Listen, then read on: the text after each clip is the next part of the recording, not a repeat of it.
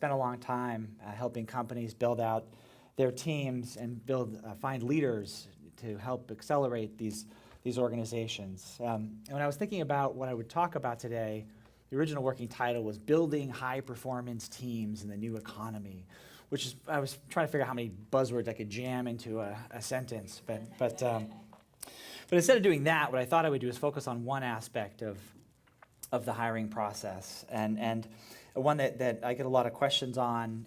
People seem to have challenges around the interviewing process and asking good questions. And so we'll talk about some questions that I found useful, and I'd certainly love to hear from you folks tonight and through the rest of the week. Great interview questions that you've had or you've heard. But I also want to make an appeal for transparency in the interview process. Oftentimes I find that there's a sort of a mask or facade that goes up, and both the interview and the interviewee are sort of playing a part as opposed to really being authentic and transparent. So with that said, by show of hands, how many people here are actually trying to hire people right now? Okay, let's look around. That's a fair number of people. How many people are actually looking for work right now? Great. Okay, so you folks with the hands up, they're available, folks. My work is done. So there you go. So as I mentioned, most of my career has been doing a slightly more detailed version of that, matching people up based on key skills and characteristics. And I have tried to hack the interview process as much as I can over the years by studying things like eye pattern movements and body language and face reading. Basically, it's anything that I could do to really understand who a person is at an authentic and a core level. In the end of the day, it's really about asking good questions.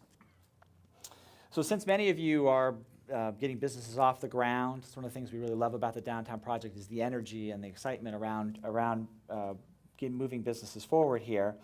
What I thought we'd do is have an open dialogue about interviewing. Oftentimes when I sit in interviews with my clients, they start by basically having somebody recite their resume, which feels like a gigantic waste of everybody's time because it's actually written on the piece of paper, but they are talking them through like they not staring at it as well. So it's like you're singing in a hymnal.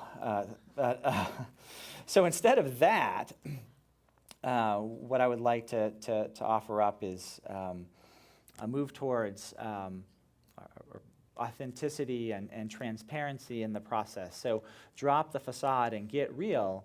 And the classic question is when someone asks about their weaknesses, if you read the interview books, which I find that both the interviewer and the interviewee have all read the interview books, they tell you that you shouldn't reveal a weakness. I will argue that that's actually not the case, that if you actually expose or reveal some weaknesses, it shows a level of authenticity and it shows a level of self-awareness that I and many of my clients really want to hear about. For me, it actually shows that you are self-aware, that you understand that you're not perfect, and that you have some things to work on. I'd rather have somebody admit that they have things to work on than somebody to tell me that they don't have any weaknesses, which actually happens quite often. So for me, it's about the emotional quotient. I think emotional quotient is more important in a lot of respects than IQ when it comes to somebody's performance on the job. So really like to delve into that. I placed a VP of sales last year into a pretty high-profile company in Boston. And when I asked the woman who ended up getting the job if she had any weaknesses, she said, "Boy, do I have weaknesses." And she proceeded to just spend a fair amount of time talking about it. Now, you'd think, wow, maybe I don't want to hire this person.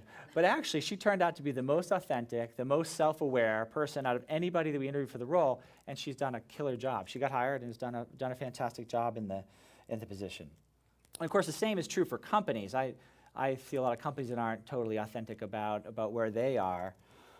There's a well-known CEO in Boston. If people ask him how he's doing, he says how his startup's doing. He says his startup is crushing it, just like every other startup.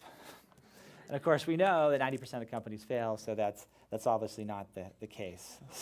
So it's the powerful questions that really unlock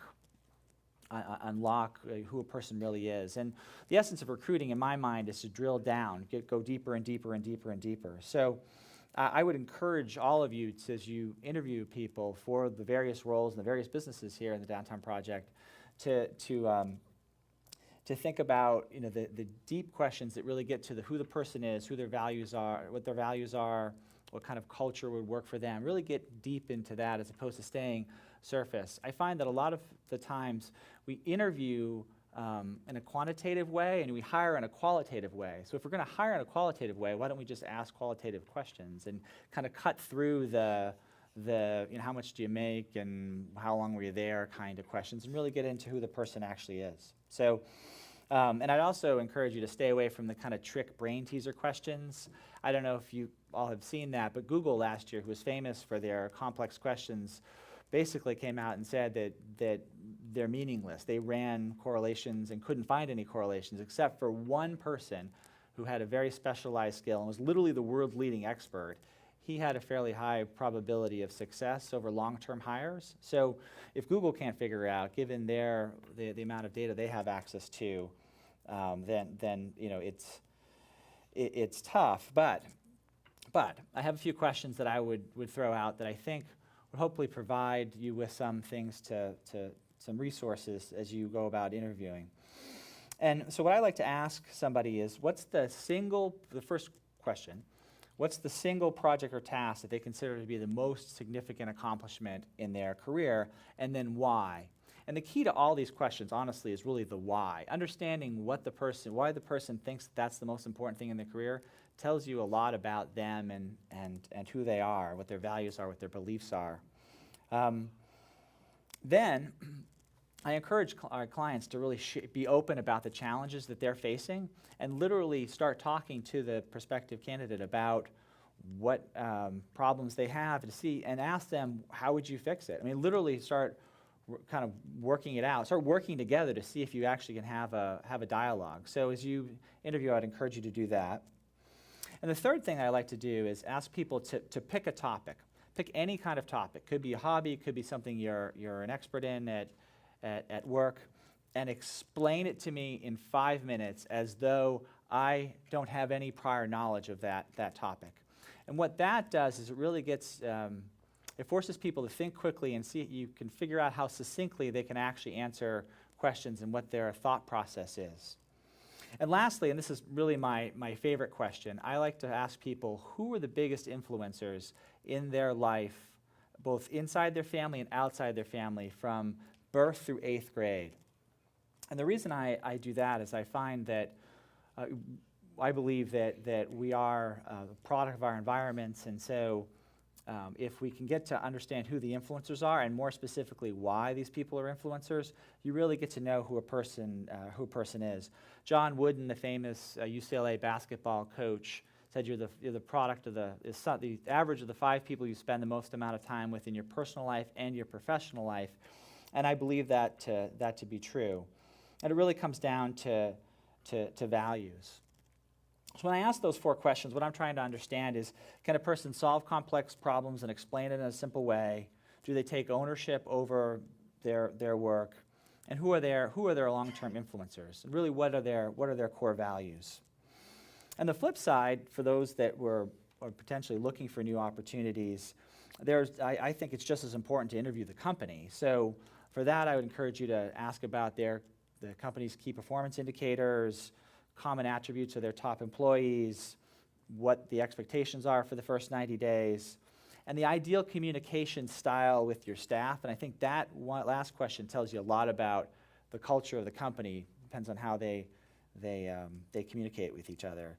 Things I wouldn't ask, which is, if I'm hired, when can I start applying for other positions in the company? Which is actually something I've heard before. So I would encourage you to kind of stay away from that. And of course, what you're trying to flesh out is, what are the values, what's the flow of communication, what are the expectations. The confession that I want to make to all of you after 20 years of doing this and thousands of interviews is that I agree with Google.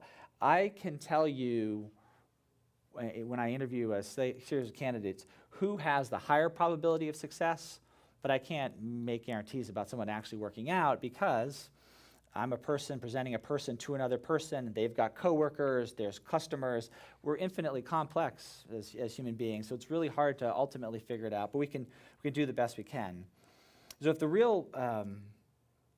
if Google can't figure it out, and I've been doing this for 20 years and I don't exactly know, so you're probably thinking, wow, if I'm a new business owner, how am I gonna sort this out?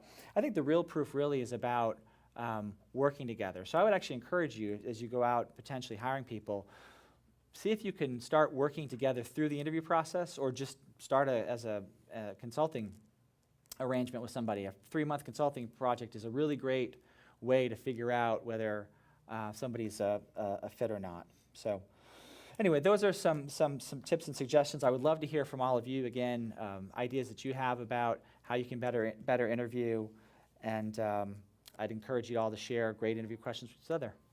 Thank you very much.